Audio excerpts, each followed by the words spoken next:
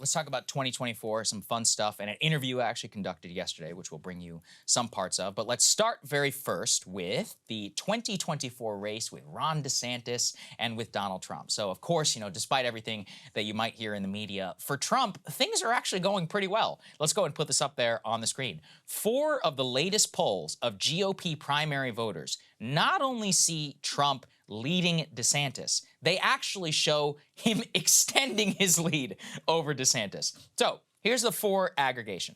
Emerson, Trump 55, DeSantis 25.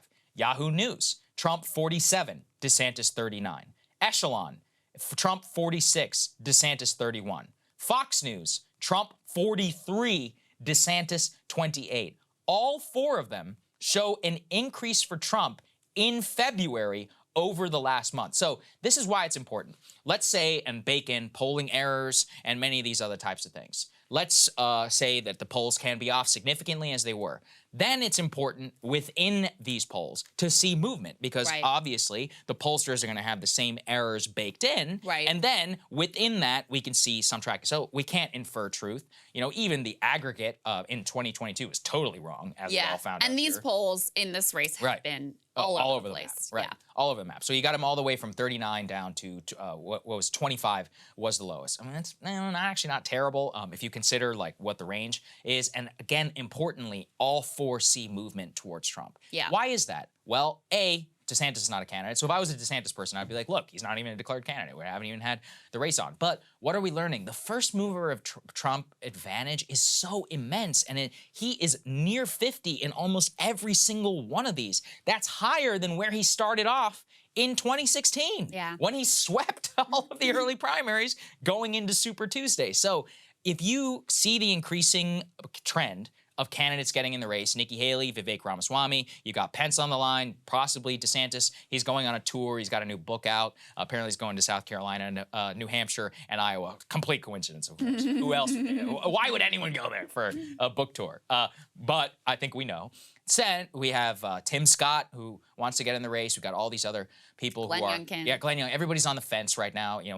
Probably half the people I mentioned are either already running or going to run. And you're just recreating the same dynamic, except that Trump is actually stronger right now than he was last time. And that's the most important thing. And, there was a lot of second guessing of when he launched his campaign. Remember, after the midterms didn't go well for him and did go really well for Ron DeSantis. There was like, I don't know if this is the time to launch when he's weak. I think that was... we said at the time we thought it was exactly the right time to launch, to try to lock in support and get that first mover's advantage. And listen, not trying to say I told you so, but I think we can see that there has been an advantage for him in coming out first. The hit he took both from the midterms and also from the initial phases of the whole classified document situation, I think that has all really faded. So that now, not only is he doing well against Ron DeSantis, by the way, he's also doing well against Joe Biden. So... And he's sort of let go. I wouldn't say he's really, put it in the past, but he's talking a little bit less about his election conspiracy obsessions. And he's focused on issues that are quite intelligent for him to be focused on, in particular Social Security and Medicare, and also Ukraine. These are issues where there's a real divide in the Republican Party. He's positioning himself alongside the base against where a lot of the Republican sort of elite commentariat is. That's precisely straight out of the 2016 playbook. And it's putting a lot of his adversaries, including Ron DeSantis, in a difficult position ultimately. An extraordinarily difficult position. And we have, here's the other problem for DeSantis. His responses and his comebacks to Trump have just been weak as hell. Like, we need to all be honest. They're degrading. They're getting worse and worse. These are honestly like Ted Cruz 2016 levels of just like, dude, what the hell are you doing? So here is his response, Brian Kilmeade, on the Brian Kilmeade show, where he says, it's silly season. That's all he could come up with. Let's take a listen. So, Governor, as soon as I closed the book, I said, this guy's running for president. I go, this seems to be a blueprint to run for president, because if I look at your career and if I look at what you say, you don't just say this was good for today. This is good for families. This is good for a state. This is good for a country. You were concerned about the country from the day you stepped onto the campus of Yale, reinforced it at Harvard, fought for it in Iraq. Am I wrong to assume that there's an excellent chance you're running for president? Having kids in school during COVID, on opposing the employer vax mandates and things like that. Education, we've led the way. I like to see a competition amongst all the red states about who can kind of outdo each other. So I do think it's a blueprint for other states. I do think it can be applied nationally, but it's less about me than about, I think, the underlying principles that we need to restore our country. I read the whole thing. Not one disparaging word about President Trump. Are you guys speaking now? Do you plan on speaking to him? He seems to be taking some shots at you. No, I mean, look, I mean, it's silly season. I mean, you know how some of this stuff goes, and obviously he does his thing, and it's just that's kind of who he is. But what I wanted to do was just give an honest appraisal of kind of how we got to this point, the failures of the D.C. Republican establishment, and how Donald Trump was speaking to things that some of the old guard refused to address, and that's just a fact. Silly. What is this? And then He turns goes on around and praises Trump. That's the point. That's always the issue. We're about to get to, we'll talk a little bit. I interviewed Vivek Ramaswamy. Same thing. He had to praise Trump. He offered a little bit, and we'll play you exactly what that was. But that's a big problem. When you can't criticize the person that you ostensibly want to replace, I mean, what are we doing here? Yeah. It's just not going to happen. And look, I'm sorry. It's silly season. That ain't going to cut it. Like, you have got to come through with an actual critique of why you would be better. And I'm sorry, nobody cares about your book. Like I was telling you while we were listening to that, I'm like, why do they even bother with these books?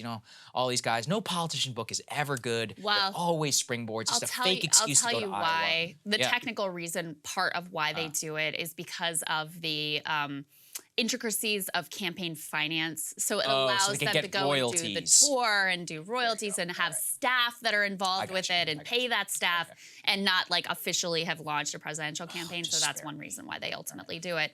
But I listened to this whole interview. It was really embarrassing on Brian Kilmeade's part because, okay, you have a guy who's governor of an important state, who is almost certainly going to run for president, who is a very strong contender to run for president. And you spend like 15 minutes of your 20-minute interview talking to him about his Walt Disney wedding. Like, come on. I mean, that's just embarrassing as a journalist. And one of the things that you see is, yeah, it's true. I think Fox News really likes Ron DeSantis. The whole Rupert Murdoch empire really likes DeSantis. But one of the things that's come out in all of these text messages and exchanges from the Dominion lawsuit is they don't really have control over the Republican base anymore. They wanted to initially try to steer them in one direction, and then when the base was going one way on Stop the Steal and they were trying to go in the other way, ultimately they were like, yeah, we can't do it. We're just going to go for the ratings because these people will all abandon us. So they don't have the control over the Republican base that perhaps ultimately they once did. Right. Yeah, I think you're right. And just, in general, it's a humiliating just way that these guys are unable fundamentally to critique the leading candidate. Yes. And that is why he is the leading candidate Yes. who is in the race. And you know what? To the extent, like, they never directly criticize him, but to the extent that they carve out positions that are different from him, their positions are worse. Right. Right? They're like, actually, we need to cut, like Mike Pence. We need to privatize Social Security, and we also need a national abortion ban. Like, those are worse. Yes, you are different from Trump. Those are worse positions, ultimately. Nikki Haley, same thing. Got to put entitlements on the table. And she's also, going against the Republican base in terms of Ukraine aid as well. So he's also positioned himself better politically than almost any of the other contenders, to the extent that they carve out any different positions whatsoever. And you got at this with Vivek as well, who one of the areas where he's different from Trump is he also would put entitlement cuts on the table and says that Trump spent too much money when he was in office. So that's not an improvement over Donald Trump. For like 80% of the public, that makes you worse. Hey guys, ready or not, 2024 is fully upon us now, and Saagar and I have been brainstorming ways that we can really up our game for this critical election. Yeah, we rely on our premium subs to expand our coverage, to add staff, to upgrade the studio. We just want to give you the best independent coverage of this election, which is possible. So if you can help us out, become a premium subscriber today, breakingpoints.com, or the link is down here in the description video. It really means the world to us, and if you like what we're all about, this is the best possible way to keep us 100% independent, working only for you.